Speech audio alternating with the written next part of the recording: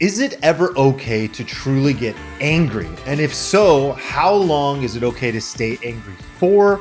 And what actually happens to your body and your mind if you do get and stay angry? What is the true impact? Welcome to Flow with Arman Assadi. This is the kind of shit I think about. Look, at the end of the day, there are different types of anger. Imagine that I said something to you that was truly insulting. I did something or said something that really truly hurt your feelings. Now, you should have in that moment what is referred to as a righteous or justified anger.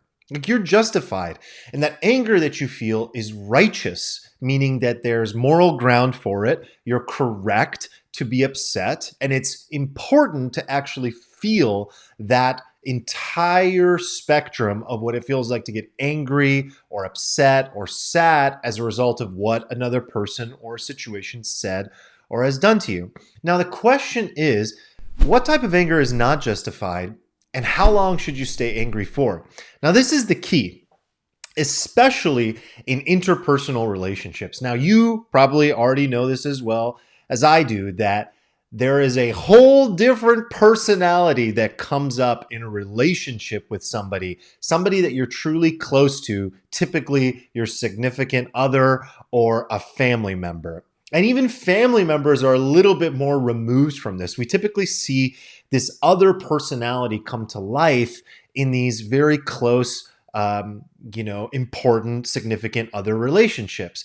And what often comes to the surface is all of our wiring, our pain, our suffering, our complexes, which I'll go into, all of these things that are honestly on autopilot. Our regulation is often on autopilot. How we regulate. Do we regulate our anger by ourselves, or do we regulate our anger by engaging the other person? Do we fight, flight, or freeze? Or do we just play dead and turn into a possum? All of these things are a form of regulation. And they often come to the surface in these relationships because it doesn't happen. Why doesn't this stuff happen at work? Why do you react that way and get so angry with that person that you love so much and you take it so personally? But if it happened at work, or if it happened with someone, at a bar, you would move on from it very quickly. There's a lot of studies that show the average recovery time for most situations is 20 to 30 minutes. So if you get angry righteously in a justifiable way, it's important to process through that as quickly as possible. Like, don't skip the process, but on average, this should take you no more than 20 to 30 minutes.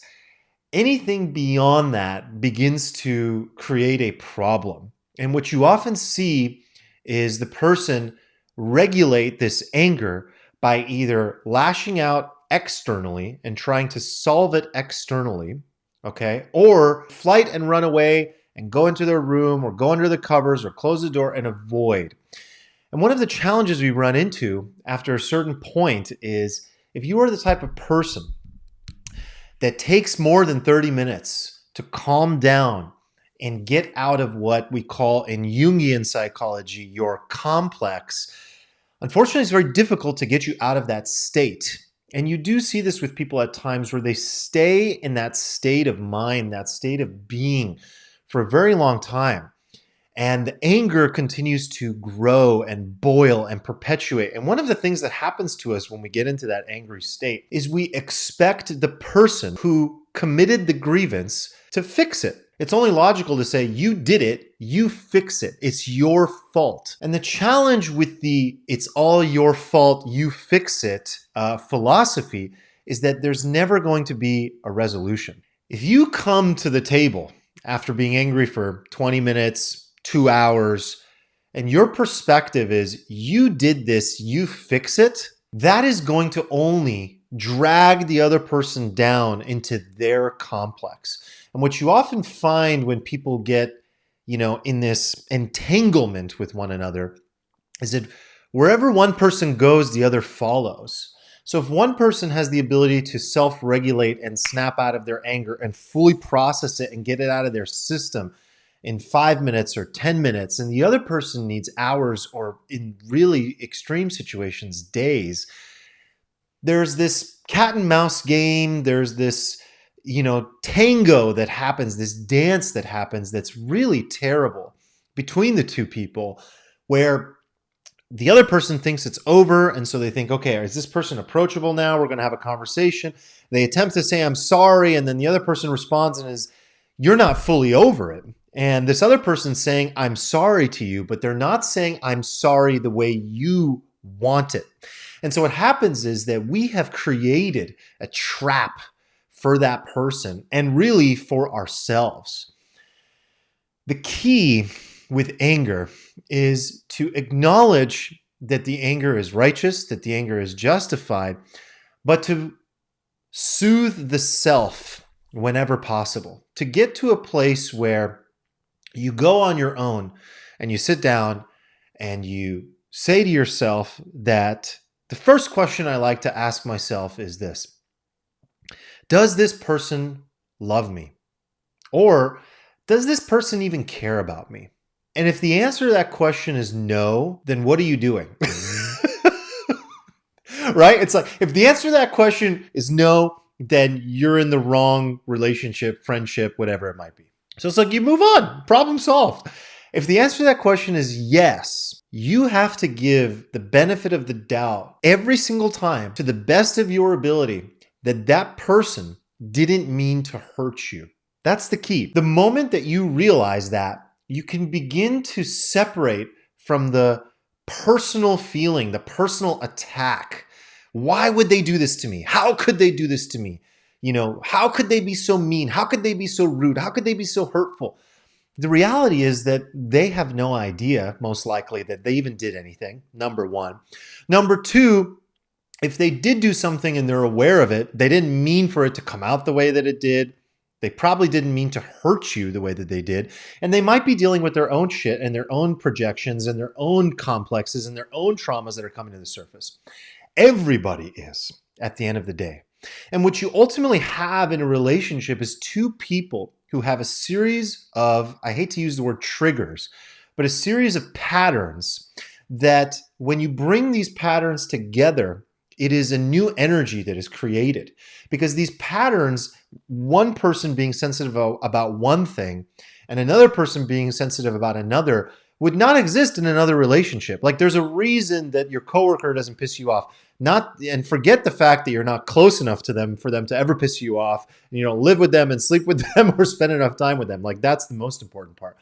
But the second aspect of it is that people react differently because of the patterns that we share. And so it just might be that the way your significant other looks at you in certain situations reminds you of the way your father looked at you when he was drinking alcohol. And that brings up a series of traumas and a series of triggers and a pain body, as Eckhart Tolle calls it, that does not leave until you process it. Now, there's two solutions here that I think are important or two things that I think are really important to distinguish. Now, as I mentioned, according to most studies, it takes about 20 to 30 minutes on average for most people to snap out of their complex. Complex is the phrase we use in Jungian psychology. Pain body is the phrase that the spiritual teacher Eckhart Tolle uses. Again, we're talking about all the same things, right? On average, if it takes 20 to 30 minutes, what you have is a person in that state that they need to self-regulate. Now, according to the clinical psychologist Stan Tatkin, he believes, and I agree with him to a certain point, that you're kind of fucked. Like, if you're in that situation where you're the type of person that doesn't have the ability to self-regulate and snap yourself out of this state, it's not really on you. It's on your partner to realize that being in a relationship is really hard. And part of being in a relationship is understanding what causes my partner to go in that state and how can I potentially prevent it. And if I can't prevent it, or if I don't prevent it, how can I get them out of that state? Now, I find this whole notion a little bit challenging because what it does is it puts the onus on your partner to fix you. And I think this is a pretty different approach that Stan is talking about, but it's a dangerous one. So let's just play with it though. Let's say, and because I do think there is utility in this, Let's just say that you teach your partner, hey, when I get angry and I seem to stay there and I go into fight, flight, freeze, or play dead, all I really need to hear is fill in the blank. Or all I really need you to do is X and I will feel better. And it's typically the thing that your partner wants to give you like least in that moment because they're mad at you for being mad. You're getting mad, you're misbehaving, you're being angry, you're causing a fit, and then they're being like, I don't want to deal with this. And so they're least likely to give you that thing. But if you can communicate and say something along the lines of like, all I really need in that moment when I'm being irrational is for you to give me a hug, for you to make me feel secure. You'll often hear women say this, or they should say it more often if that's how they feel. You might hear somebody say something along the lines of, here's mine. I'll be totally straight up with you. Mine is something along the lines of, hey, you didn't do anything wrong. It's okay. If I heard that, all of my anger would subside because my complex, the root of my complex when I get angry is in childhood being blamed for things excessively over and over again when in fact I had done nothing wrong in an unjustified way, and always being guilty and responsible for regulating the emotions of another person. We'll save that for another time. We'll bookmark that and leave that there. So I need to hear it's going to be okay. You didn't do anything wrong, or rather, you didn't do anything wrong. And when I go into a freeze state, what I need to hear is it's over, it's done. Don't worry, we're moving forward. Because I go into a state of like, oh my God, this is going to last forever. This is terrible. I don't want this pain. I don't want this conflict. I don't want conflict. And so I stay there. That's what I need to hear. If you can come up with this and add this to your toolkit in your relationships, I think that it can truly be transformational. Here's the danger with this approach, in my opinion, and where I think I would love to discuss. I should actually probably get Stan on the show to talk to him about this. My fear with this is that, given my experience with Jungian psychology and psychoanalysis and what I have found with people that are in their complexes, a complex is a state of pure fucking unconscious. You're so irrational in that state. You're so angry. So it's very hard to get you out of it. Oftentimes what you find with these people that go into this state for days or hours is that the only way it ever ends is the point of exhaustion. Like they just get so tired and so exhausted from being in that state that they eventually give up, and they come up to you eventually and they're like, all right, I'm over it. Or, all right, let's talk. And you can feel it, you can see it in their eyes, and you can sense it. And human beings are very good at this. We can sense when that pain body, as Eckhart Tolle refers to, is completely out of the body. And we can also sense when it's arriving, when it's boiling, when it's showing up. You can literally see a physiological shift in the other person. It's almost like, even I think Stan talks about this, like their pupils dilate. You can notice like when someone's really open, their pupils wide open, really loving, really kind, really receptive. And then sometimes you can just see they're getting so angry, their pupils dilate, and it's like, whoa, shit, I should get away from this person. My fear with somebody in a complex is that they're going to eat you alive. Now, that's happened to all of us, most of us, I would assume. Where you go and you attempt to fix it, and you try to fix it, and that person just eats you alive. And furthermore, what makes it worse is that then the worst comes out of you. A person in a complex creates another complex. A person in one pain body sends the pain body to another pain body. The beautiful thing about the way Eckhart Tolle refers to this is like the pain body he refers to, and I believe this is from the book A New Earth, which is one of my favorite books on spirituality. And ironically, Eckhart Tolle is a spirituality author, but I think he's absolutely brilliant when it comes to psychology as well. A lot of people don't know that because these concepts transfer over from one domain to another, right? These concepts are borrowed and we create analogies from one industry or one domain or field of study to another, but they're the same concepts. And one of the things I find that's very interesting is he refers to the pain body almost like this entity. And it sounds a little scary, but it's like you have to imagine at times that there is this entity in your body. Another book on spirituality and psychology, The Untethered Soul, talks about this deeply as well and says that you literally have this anger rise up in your body, and your job is to become aware of it and watch it, become the watcher of it and let it pass through you. Just let it go through you. Let it burn inside of you because it's burning. And the reason you stay in the complex or stay in the pain body is that you latch onto it, or rather, more accurately, it latches onto you. And when it latches onto you, you go into a state of pure, irrational unconscious. And it's scary. It's scary for you. It's scary for everybody. And you find oftentimes when people come out of this state, when you come out of this state, what you should ideally feel is remorse, feel bad, but also guilt. And the reason you should feel the guilt is not only because it was, not you, but also because it helps you heal. If you can feel guilty when you make mistakes, in Jungian psychology, what Jung talked about is what that essentially does is it takes that thing in you that was unconscious, that behavior that you did, and it makes it a little bit more conscious.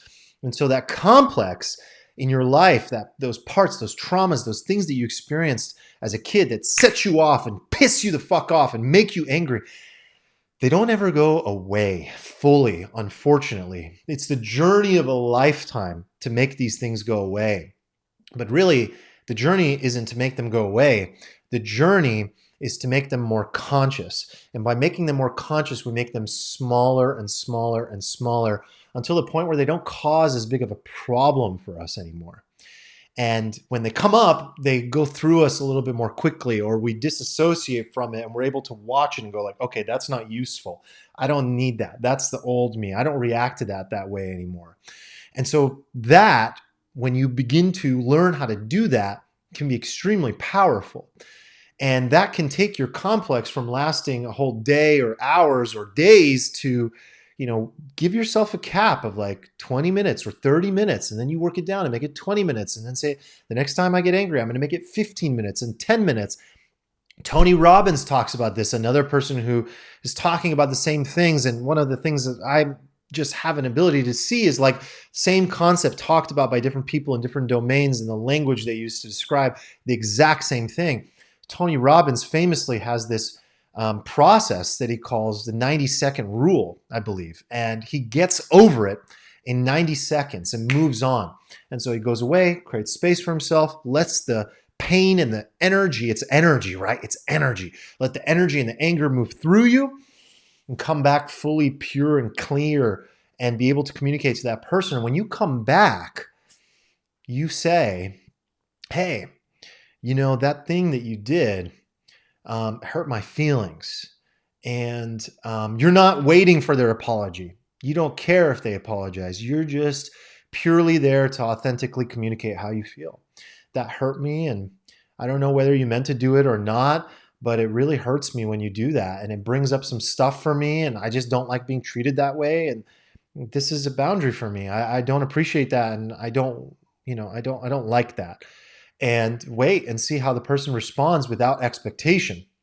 And what could happen to you is if they don't respond the way you want them to, the pain comes back, the anger comes back. Be aware that might happen, and just have no expectations and allow that person to receive however they might. And ideally, that person is mature enough to respond and say that they're sorry, that they didn't mean to, and to hold the space for you to communicate this and everybody to move forward appropriately in a more conscious manner. That is what it should look like. That is what healthy communication looks like. Stan believes that there's a little bit of parenting of each other that needs to happen. And I get that. That parenting is the, how can I prevent this? Or how can I snap you out of this? How can I get you out of your complex? But keep in mind, when you do that, you might be entering the dragon's den and you might get hurt. And so it's important to not get hurt when somebody else is angry. And there's a limit that you should be willing to experience to try to fix something for somebody. The equivalent to a parent. If a parent sees their child is in a hissy fit, what is the right approach? Well, most likely it's a little bit of nurturing, a little bit of love, a little bit of like, it's okay, But then eventually it gets to a point where that hissy fit and that complex continues to take over. Eckhart Tolle also talks about this in his book, A New Earth. Let the child cry it out, scream it out, go to their room and get it out. And then when they're done, and you can tell it's done, you can go up to them and say, what happened there? What did it feel like? You know, did you feel different? Did you feel like yourself? And that allows a person to begin to realize that that's not them.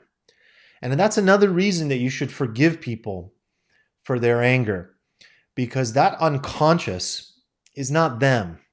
And so you likely have been hurt many times in the past by people you love. And I think that it's important to, as an individual who's hurt other people, go and tell those people, that wasn't me. That was my unconscious. That was my pain body. That was my whatever. Name it. If, you know, Cruella, my Shrek, my whatever. Name that entity, that evil entity. If you're on the other side of that, realize that it's probably best to forgive that person and realize that it wasn't them, truly, that committed that act of anger toward you. Because we can often say things that are not us, that are completely unconscious, that we completely regret.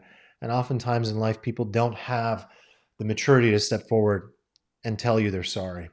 But you should forgive them anyway and not hold on to that anger. And finally, the reason you really want to let go of this stuff, this level of anger in your body, the amount of cortisol that produces, stress can kill you.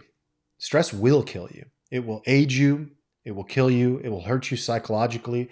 It will hurt you physiologically. It will hurt you. It's not worth it. The other person doesn't even know what they did. You got to calm yourself down. You got to get out of your complex and go and communicate properly, maturely, with an open, loving heart.